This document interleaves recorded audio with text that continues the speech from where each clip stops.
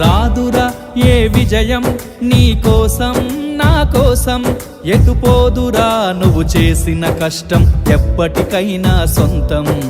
కాలంతో పయనించేవాడికి కానిది ఏముంది, సాధనతోనే సాధ్యమవ్వునని సదాశయంతో సాగర ముందుకు. రాదురా ఏ విజయం నీ కోసం నా కోసం, ఎటుపోదురా నువ్వు చేసిన కష్టం ఎప్పటికైనా సొంతం.